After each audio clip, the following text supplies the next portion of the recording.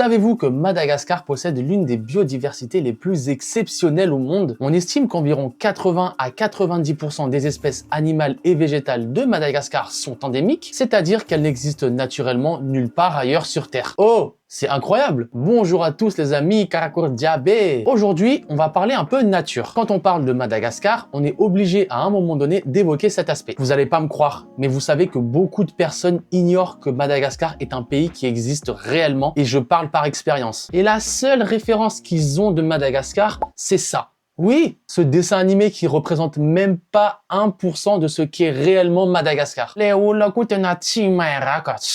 Non les amis, il n'y a pas de pingouins, ni de lions, ni de zèbres. Il faut savoir que comparé à nos voisins sud-africains et d'Afrique de l'Est, chez qui vous retrouverez la plupart des animaux de la savane les plus connus, Madagascar propose une biodiversité qui lui est propre et complètement différente de celle de ces pays-là, malgré leur proximité. J'ai donc sélectionné 5 animaux endémiques à la Grande Île que je vais vous présenter, et on commence tout de suite.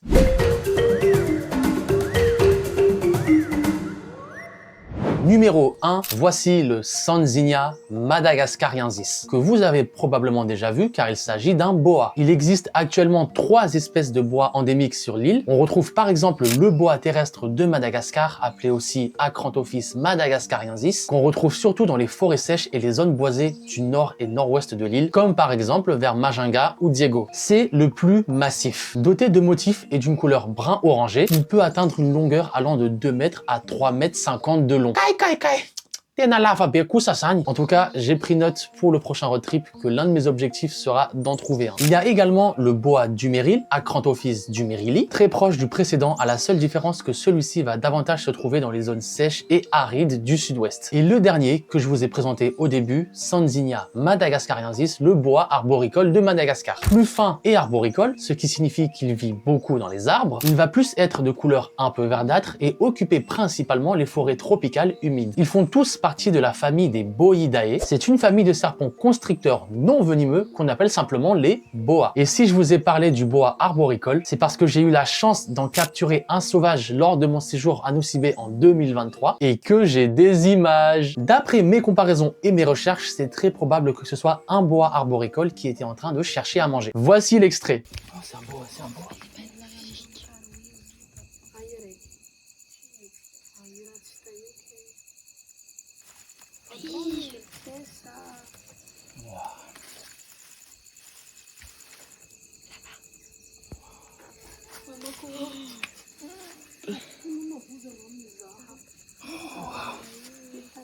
Waouh. Je peux toucher.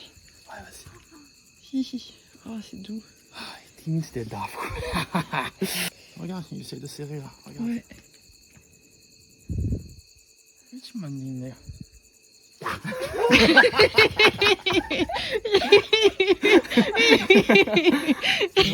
Franchement, j'étais trop content. Moi, j'adore les serpents et les reptiles en général. Et puis maintenant, vous connaissez la chanson, hein. Mieux vaut dormir dans une chambre avec 100 serpents qu'une chambre avec un seul cafard.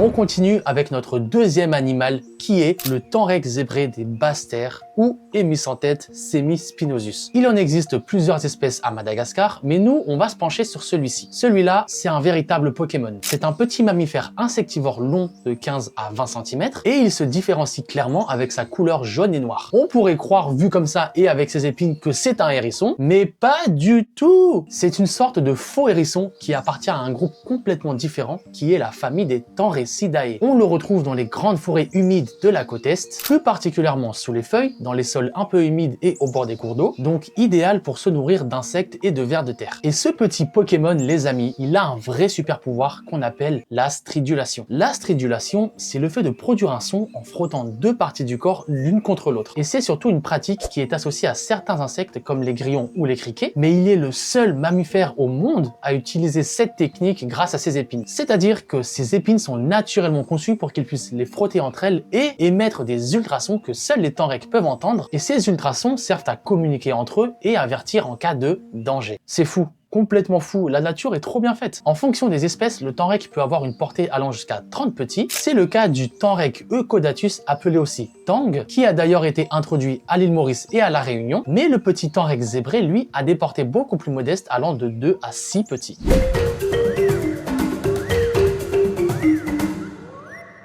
Notre troisième animal est vraiment incroyable. Je vous présente Brookesia minima, l'un des plus petits caméléons du monde que j'ai aussi eu la chance d'apercevoir dans la réserve naturelle et protégée de Luke Bay en 2023. Il est donc endémique à l'île de Nosy Be. Madagascar possède un grand nombre d'espèces de caméléons introuvables ailleurs sur Terre, mais aujourd'hui c'est ce petit bonhomme qui nous intéresse. Vous ne le savez peut-être pas, mais Brookesia minima est connu depuis plus d'un siècle. Il aurait été découvert sur l'île de Nosy Be dans les années 1880, avant d'être décrit scientifiquement en 1893 comme le plus petit caméléon au monde par le paléontologue et zoologiste allemand Oskar Böttger. Le nom Brookesia rend hommage au naturaliste britannique Joshua Brooks, connu pour ses impressionnantes collections d'histoire naturelle dans les années 1800, et minima, qui est un mot latin signifiant la plus petite. Le mâle étant plus petit que la femelle, mesure environ 14 mm du museau à la base de la queue et 28 mm lorsque la queue est comptée. La femelle, quant à elle, peut mesurer jusqu'à 34 mm au total. Contrairement à ce qu'on pourrait imaginer, Brookesia minima ne vit pas dans les arbres, mais au sol, dans le sol humide des forêts dans lequel il passe complètement inaperçu. À cause de sa taille minuscule, la femelle ne pond généralement que 2 œufs à la fois. Il sera donc considéré comme le plus petit caméléon au monde pendant plus d'un siècle jusqu'au jour où tout bascule. En 2007, les scientifiques découvrent Brookesia micra sur Nusiar, une toute petite île située dans l'extrême nord de Madagascar. Ce nouveau spécimen mesure tout juste entre 14 et 16 mm sans la queue et environ 23 à 24 mm avec la queue lorsqu'il s'agit d'un mâle. Concernant la femelle qui reste plus grande, elle mesure 19 mm sans la queue et environ 29 mm avec. Son habitat est lui aussi différent de celui de Brookesia minima car Nusiar est principalement composé de forêts sèches et de roches karstiques. Les roches karstiques sont des roches qui peuvent être dissoutes lentement par l'eau, surtout par une eau légèrement acide. Les plus connus sont le calcaire, la dolomie et parfois le gypse. Quand l'eau de pluie traverse ces roches pendant des milliers ou millions d'années, elle creuse des grottes, des fissures ou des pics rocheux très pointus. Ce phénomène forme donc ce qu'on appelle un paysage karstique. À Madagascar, cela a créé par exemple les célèbres Tingui de Bemara. Ce sont d'immenses forêts de pics calcaires ultra tranchants qui créent plein de micro-habitats et qui favorisent l'évolution d'espèces endémiques. Le Brookesia micra est donc l'une des rares espèces de caméléons à pouvoir vivre entre les roches karstiques et la forêt sèche. L'espèce sera officiellement décrite par les scientifiques en février 2012 comme la plus petite jamais découverte. Et... attendez, on m'appelle. 2 secondes. Allô? Akormana Rwangi. Inu? Dambola Mishana Krekva? Vous allez pas me croire. Alors que Brookesia micra vient d'être annoncé comme le plus petit caméléon du monde, des chercheurs trouvent la même année une espèce encore plus minuscule. Les amis, voici Brookesia nana. Ce petit caméléon a été découvert en 2012 au cœur des forêts humides et montagneuses du nord de Madagascar, plus précisément dans le massif de Sorata. Mais ce n'est que 9 ans plus tard, en janvier 2021, qu'elle est officiellement décrite par les scientifiques comme toute nouvelle espèce. Le mâle, qui est donc aujourd'hui le reptile adulte le plus petit au monde, ne mesure que 13,5 mm du museau à la base de la queue et 21,6 mm en comptant la queue. L'hémipénis, qui est son organe reproducteur, oui, son zizi, voilà, est très grand proportionnellement à sa taille. Il mesure 2,5 mm, soit 18,5% de sa longueur. La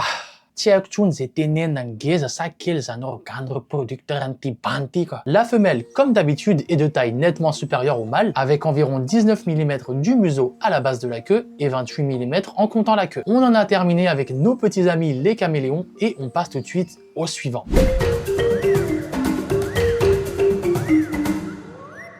Quatrième animal, alors celui-ci, il est vraiment atypique. On va parler d'un lémurien, mais pas n'importe lequel. Vous le savez probablement, mais le lémurien est sans doute l'animal le plus connu de Madagascar, avec environ 110 à 115 espèces différentes, telles que le sifaka et sa drôle de démarche pour se déplacer, le grand Indri Indri et son cri qui résonne au fin fond des forêts,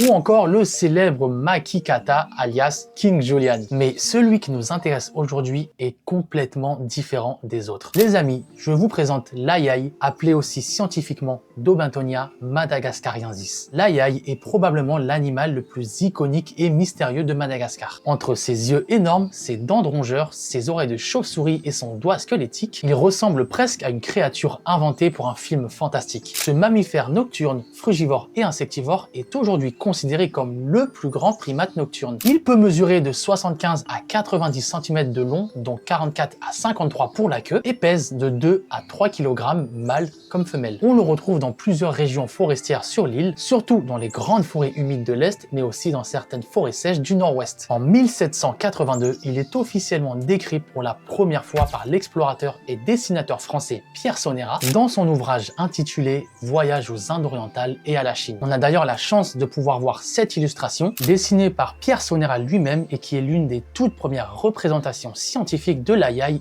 en Europe. Sa description restera pendant près de 80 ans la seule source scientifique sur l'animal. Pierre Sonera ramènera un couple d'ayaïs en Europe à son retour de voyage pour les étudier et en connaître un peu plus sur leur mode de vie et leur comportement, mais les animaux meurent malheureusement rapidement. Quand les premiers scientifiques européens l'étudient, ils pensent d'abord que ce n'est pas un primate mais un rongeur à cause de ses incisives qui poussent continuellement comme chez les rongeurs. Certains scientifiques ont longtemps pensé qu'il était un cousin proche de l'écureuil. Maintenant, on va voir quelque chose de très intéressant chez l'ayaï, sa façon de chasser. Et vous risquez d'être vraiment surpris par l'intelligence qu'il possède. L'ayaï chasse de manière totalement unique dans le règne des primates. Afin de s'alimenter, il a développé des doigts permettant un comportement complexe et unique chez les lémuriens, la recherche alimentaire par tapotement. La nuit, il parcourt les arbres à la recherche de larves cachées sous l'écorce et pour les détecter, il va tapoter avec son très fin troisième doigt sur le tronc pour créer des vibrations dont il va percevoir l'écho renvoyé par les loges des larves qu'il recherche et ça lui permet de les localiser précisément grâce à son ouïe extrêmement développé. Attendez, c'est pas tout. Le petit gars là, une fois sa larve repérée, il va venir ronger le bois avec ses incisives qui n'arrêtent jamais de pousser et ensuite introduire son long doigt squelettique dans le trou pour extraire sa proie grâce à ses griffes. Il est à ce jour le seul primate connu à utiliser une méthode aussi spécialisée pour chasser. C'est dingue. C'est trop dingue, je trouve. La nature est trop belle. Et dernier point sur lequel je voulais venir, quelle place occupe l'ayaï dans la culture malgache? Eh bien, malheureusement, ce n'est pas très positif. En effet, dans certaines régions de Madagascar, l'ayaï est entouré de nombreuses croyances et superstitions. À cause de son apparence étrange, il est parfois considéré comme un animal de mauvais augure. Selon certaines traditions malgaches, apercevoir un ayaï près d'un village, ça pourrait annoncer la maladie, la mort ou un malheur à venir. Et dans certaines légendes, on raconte même qu'il utiliserait son long doigt pour pointer les gens pendant leur sommeil et qu'il possède des pouvoirs de sorcellerie. Alors malheureusement, ces croyances ont conduit à la mort de nombreux ayaïs au fil du temps et certains habitants préfèrent tuer l'animal lorsqu'ils le croisent. Mon avis sur ça, c'est que forcément, ça me rend triste qu'un animal aussi solitaire et innocent que lui soit victime de superstitions à cause de son apparence. Mais d'un côté, c'est déjà ancré dans la tradition malgache, donc c'est profond, ils y croient et on peut pas leur en vouloir, car je pense qu'ils n'ont pas forcément reçu la même éducation que vous et moi. Je pense que plutôt que de blâmer ces populations et leurs traditions, il faut savoir les sensibiliser et leur montrer que chaque animal vivant sur leur terre et dans leur forêt, de la plus petite fourmi au caméléon jusqu'à l'ayaï,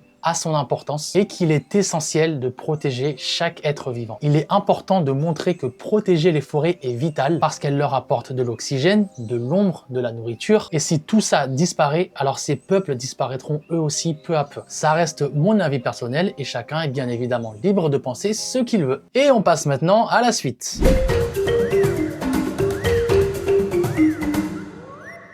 Cinquième et dernier animal de cette vidéo, on va complètement changer d'ambiance. On n'est ni sur un primate, ni sur un reptile, ni même sur un félin. Il est le plus grand carnivore prédateur de tout Madagascar et aucun autre animal sur l'île ne peut lui faire face. Mesdames et messieurs, voici le foussa, scientifiquement appelé Cryptoprocta ferox, qui veut dire le féroce à l'anus caché en grec. Le foussa, c'est quoi? Physiquement, le mélange est assez étonnant. On peut y voir à la fois un chat, un puma et une mangouste. Contrairement à ce qu'on pourrait croire, ce mammifère féliforme, donc un cousin éloigné des chats et des mangoustes, n'est pas un véritable félin et appartient en réalité à la famille des Eupléridés. La famille des Eupléridés est une famille de mammifères carnivores entièrement endémique de Madagascar, arrivée il y a environ 20 à 30 millions d'années d'Afrique continentale. On y retrouve par exemple le phalanouk, la civette malgache appelée aussi Fossa foussana ou encore les mangoustes malgaches comme celle-ci qui est la mangouste à queue annelée. Le Fossa est un animal très arboricole et on va voir juste après pourquoi. Une fois qu'il atteint sa taille adulte au bout de 3 à 4 ans, son corps peut mesurer de 70 à 80 cm pour un poids allant de 5 à 10 kg et sa queue quant à elle peut parfois être aussi longue que lui et atteindre 65 à 80 cm.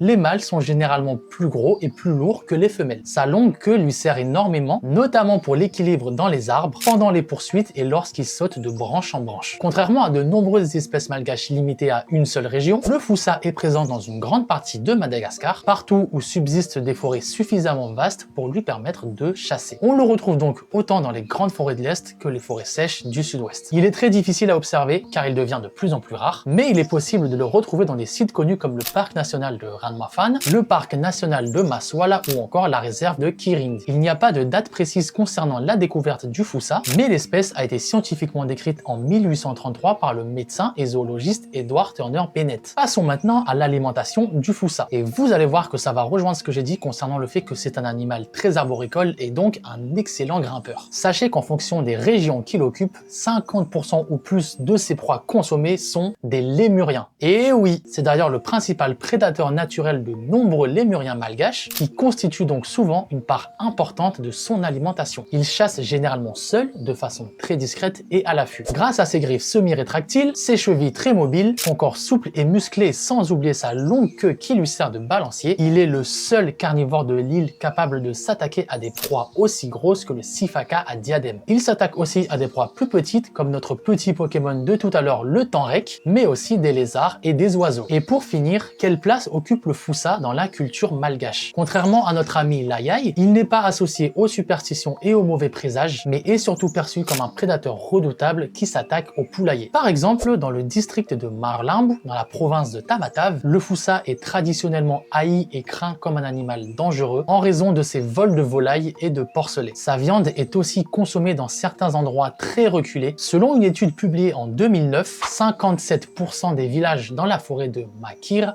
consommaient de la viande de Fossa. En revanche, dans d'autres endroits comme aux abords du parc de Ranmafan, il est connu pour se nourrir sur le corps des ancêtres qui sont enterrés dans la forêt dans des fosses peu profondes, ce qui lui offre une sorte de protection car pour cette raison, la consommation de ces animaux est strictement interdite par le Fadi. Fadi signifie tabou ou interdit, mais ça, on le verra dans une autre vidéo. Aucune attaque sur l'homme n'a été recensée jusqu'à présent. C'est un animal craintif qui préférera toujours prendre la fuite face à vous.